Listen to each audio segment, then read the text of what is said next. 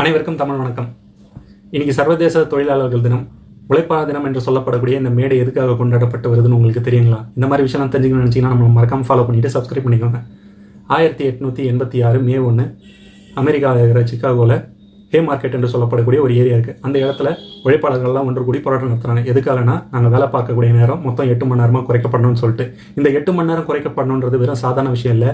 அவங்களுடைய வாழ்வுரிமை, அதுக்கப்புறம் அவங்களோட ஊதியம் உயர்த்தி கொடுக்கணும், அவங்களோட வலிமை, இந்த மாதிரி விஷயம்லாம் சம்மந்தப்பட்ட விஷயத்துக்காக தான் இவங்க போராட்டம் நடத்துகிறாங்க. இந்த போராட்டம் ஆரம்பித்த அடுத்த ஒரு 3 நாளில் ஒரு குண்டு வெடிப்பு நடக்குது. அந்த குண்டு வெடிப்பு அப்படியே கலவரமாக மாறுது. அந்த கலவரத்தில் நிறைய பேர் சுட்டுக் கொல்லப்படுறாங்க, சில பேர் சிறைப்படுத்தவும் படுறாங்க.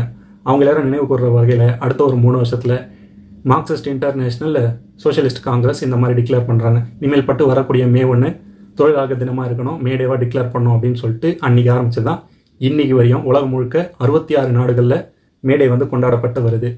இந்த மாதிரி விஷயம் உங்களோட நண்பர்கள், உங்கள் குடும்பத்திற்கு பகிருங்க. தினமும் உழைக்கிற உங்கள் நண்பர்களெல்லாம் இந்த விஷயத்தை பகிர்ந்துட்டு இந்த மாதிரி விஷயத்தை தர நம்ம பேஜுக்கு மறக்காமல் நம்ம ஃபாலோ பண்ணிவிட்டு சப்ஸ்கிரைப் பண்ணிக்கோங்க. மீண்டும் உங்களை அடுத்த வீடியோன்னு சந்திக்கிறேன். நன்றி, வணக்கம்.